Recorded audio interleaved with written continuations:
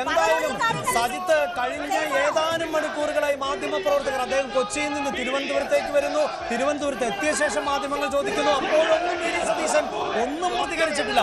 ഇപ്പോൾ ഇതാ വമ്പൻ വിജയത്തിലേക്ക് പോകുമ്പോഴും ഒരുപക്ഷെ പാർട്ടി നേതാക്കളുമായി കൂടിയാലോചിച്ച ശേഷം മാത്രമുള്ള ഒരു പ്രതികരണത്തിലാണ് അദ്ദേഹം കാത്തിരിക്കുന്നത്.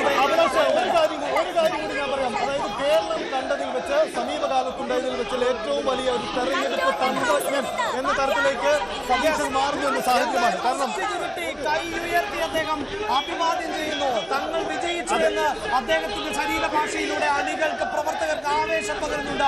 വി.ഡി. സതീശന്റെ ആ സന്ദേശം എന്താ എല്ലാ അർത്ഥത്തിലും നോക്കൂ. താൻ 100+ എന്ന നമ്പർ വെല്ലുവിളിയായി ഏറ്റെടുക്കാൻ സതീശൻ കാണിച്ച ചങ്കൂറ്റം, വനവാസം പോലെയുള്ള വലിയ പ്രസ്താവനകൾ നടത്താൻ കാട്ടിയ ചങ്കൂറ്റം, കഴിഞ്ഞകാല ബൈ ഇലക്ഷനുകളും ഒടുവിൽ പാർലമെന്റ് ഇലക്ഷനും ഒടുവിൽ ഇതാ നിയമസഭാ ഇലക്ഷനുമെല്ലാം സതീശൻ പ്രസ്താവന ഭാഗ്യം കൊണ്ടോ അദ്ദേഹത്തിന്റെ കോൺഫിഡൻസ് കൊണ്ടോ എല്ലാം കൃത്യമായി മാറുന്നു എന്നാണ് സാഹചര്യം. നിലവിലെ കണക്ക് നോക്കുമ്പോൾ 100+ എന്ന സീറ്റിലേക്ക് നമ്പറിലേക്ക് UDF കടന്നാലും അത്ഭുതമില്ല എന്നതാണ് സാഹചര്യം. ചില അപ്ഡേറ്റുകളൊക്കെ ആ കണക്കുകൾ പുറത്തുവിടുന്നുണ്ട്. പക്ഷേ മാറ്റമുണ്ടായേക്കാം. കാരണം കൗണ്ടിങ് പകുതി പിന്നിട്ടിട്ടില്ല. മാറ്റമുണ്ടാവും. പക്ഷെ ഒരു കാര്യം വ്യക്തമാണ്, സംസ്ഥാനത്തൊരു UDF തരംഗമാണ്. ആ തരംഗമാണ് പ്രതിഫലിക്കുന്നത്. നോക്കൂ, രമേശ് ചെന്നിത്തലയെ എടുത്തുയർത്തുകയാണ് പ്രവർത്തകർ. രമേശോ സതീശനോ ആ ചോദ്യത്തിന് എനിക്ക് കോൺഗ്രസ് ഉത്തരം പറയേണ്ടി വരും. പക്ഷെ ഒരു കാര്യം വ്യക്തമാണ്, ഇത് അവർക്ക് ആഘോഷിക്കാനുള്ള സമയമാണ്. എല്ലാ അർത്ഥത്തിലും കോൺഗ്രസ് കേന്ദ്രങ്ങൾ ആ ആവേശമാണ് കാണുന്നത്. നേതാക്കളെല്ലാം KPCC ഓഫീസിലേക്ക് വരുന്നു. ആ ആവേശം കൊണ്ടുവരുന്നു. നോക്കൂ, ആ പ്രവർത്തകർക്കിടയിലൂടെ രമേശ് ചെന്നിത്തലയുടെ കടന്നുവരവ്, രമേശ് ചെന്നിത്തല പ്രവർത്തകർക്കിടയിലേക്ക് വരുന്നു. മറ്റു നേതാക്കളെല്ലാം അവിടെയുണ്ട്. നേരത്തെ തന്നെ തമ്പടിച്ച് ഞങ്ങൾ ഇവിടെ ഉണ്ട്, എല്ലാവരും കൂട്ടത്തോടെ ഇരുന്ന് തെരഞ്ഞെടുപ്പ് പ്രചരണം കണ്ടുകൊണ്ട്, തെരഞ്ഞെടുപ്പ് വോട്ടെണ്ണൽ കണ്ടുകൊണ്ട് ഈ ക്യാമ്പയിന്റെ ഭാഗമായി, ഈ ആഘോഷത്തിന്റെ ഭാഗം ഒന്നിച്ചാണ് അവർ മുന്നോട്ട് പോയത്. KPCC ഓഫീസിന് മുന്നിലെ ദൃശ്യങ്ങളാണ് നമ്മൾ കാണുന്നത്. ആവേശം അലകടലായി മാറുന്നു എന്നതാണ് ഇപ്പോൾ ദൃശ്യങ്ങളിൽ കാണുന്നത്. രമേശ് ചെന്നിത്തലയെ ഉയർത്തിപ്പിടിച്ചുകൊണ്ട് രമേശ് ചെന്നിത്തല KPCC ആസ്ഥാനത്തേക്ക് എത്തുന്നതാണ്. വി.ഡി. സതീശൻ കന്റോൺമെന്റ് ഹൗസിൽ നിന്ന് പുറപ്പെട്ടപ്പോഴേക്ക് രമേശ് ചെന്നിത്തല ഇപ്പോൾ ഇന്ദിരാഭവനിൽ എത്തിയിരിക്കുന്നു. രാഷ്ട്രീയ കേരളം ഇനി പൂർണ്ണമായും കോൺഗ്രസ് കേന്ദ്രങ്ങളിലേക്ക് ശ്രദ്ധ കൊണ്ടുപോവുകയാണ്.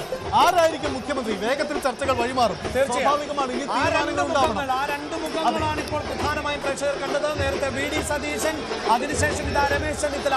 ഇവരിൽ ആരായിരിക്കും കേരളത്തിന്റെ അടുത്ത മുഖ്യമന്ത്രി എന്നതാണ് കേരളം ചർച്ച ചെയ്യാൻ പോകുന്നത്. അവിടെ KC വേണുഗോപാലിന്റെ പേരടക്കം ഉയർത്തിക്കൊണ്ടുവന്ന നേരത്തെ നമ്മൾ സുധാകരനെയും കണ്ടതാണ്, K. സുധാകരനെയും കണ്ടതാണ്. പക്ഷേ ഇപ്പോൾ ചിത്രത്തിലുള്ളത് ഈ രണ്ട് മുഖങ്ങൾ തന്നെയാണ്. അതെ, ഒരുപക്ഷെ UDFന് ഭൂരിപക്ഷം കിട്ടിയാലും ഇത്രയും മാർജിൻ വേണ്ട എന്ന് ആഗ്രഹിച്ച ചില നേതാക്കൾ ഒരുപക്ഷെ കോൺഗ്രസിലുണ്ടാവാം. കാരണം എന്നാൽ മാത്രമേ അവർക്ക് അവരുടെ ക്ലെയിം ഉന്നയിക്കാൻ കഴിയുമായിരുന്നുള്ളൂ. പക്ഷേ ഇപ്പോൾ ചിത്രം അതല്ല.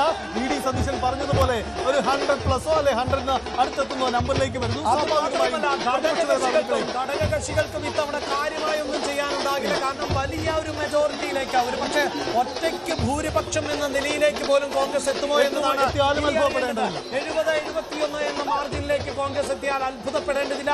അങ്ങനെയെങ്കിൽ വലിയ സമ്മർദ്ദമൊന്നും ഇനി ഘടകകക്ഷികൾക്ക് ചുമത്താൻ സാധിക്കില്ല. ഒപ്പം ഇതാ ഉമ്മൻചാണ്ടിയുടെ ഛായാചിത്രങ്ങൾ ഉയർത്തിപ്പിടിച്ചുകൊണ്ടാണ് ആവേശത്തോടു കൂടി അവർ മുദ്രാവാക്യം വിളിക്കുന്നത്. 10 വർഷത്തെ കാത്തിരിപ്പാണ്.